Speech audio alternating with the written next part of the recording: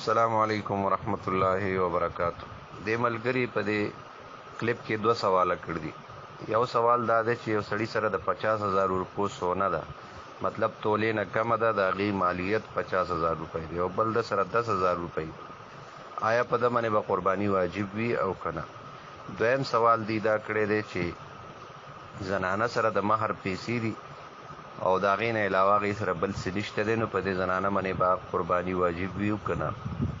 اولنی سوال جواب دا دی چې تولې نه کمه سونه ده او 10,000 روپۍ دي، نو دې کې شرط دا دی چې یو سړي سره یو توله سونه وي، نو په کار ده چې د سره 45,000 روپۍ وي.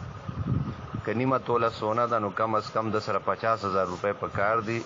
که دې نه کم وي نو په ده باندې قرباني واجب نه ده.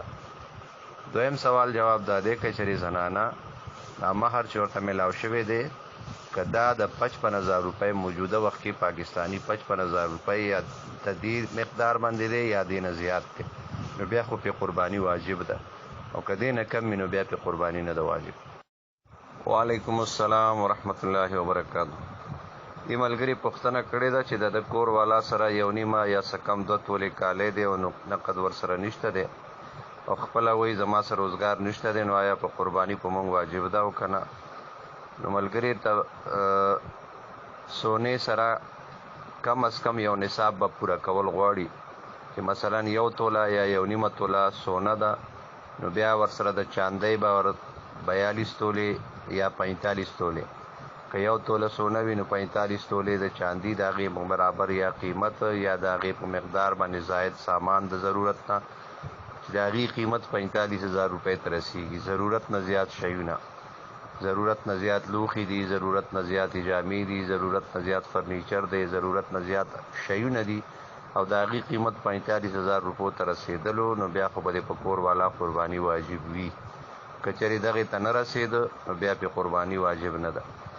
دا 10-12,000 روپۍ دا به ستا ملکیت وي، او مهر چې دا د کور والا ملکیت دی، نو ملک کې چې فرق راشي جدا جدا شي، نو لحاظه قرباني په دواړو باندې واجب نه ده. دې کلیپ کې د ملګري سوال کړی دی چې یو سړی هغه نور ورسره نه خپل کور شته، نه یې څه دولت شته، نه نور څه هم نشته، صرف یو ځمکه ده، د هغې قیمت 15 لکو ته رسي. دا ځمکه که چېرې زرعي ځمکه وي، مطلب فصل پکې کري او دا فصل د ده د ضرورت موافق پوره کېږي، مطلب چې غنمو فصل پکې کري، د غنمو وخت دپاره پوره کېږي، بیا جوار کري، د جوارو دپاره پوره کېږي، د دې نه علاوه هغه اضافي کېږي نه، نو بیا په ده باندې قرباني نه ده واجب. او که دا شیونه دا ځمکه چې دی ځمکه کومه کري، د هغه کرلو خپل چې د ده کوم مقدار دی ضرورت دی د هغې نه پکې څه اضافه کېږي او دا زیات چې کوم شي د هغې قیمت 55,000 روپو ته رسېږي، نو بیا به پې قرباني واجب. او که نه دا ځمکه ده دپاره د تجارت اخیستې وي، نو د تجارت په وجه باندې دا ځمکه مال تجارت په شانتې شوله، نو ده باندې به بیا قرباني واجب وي.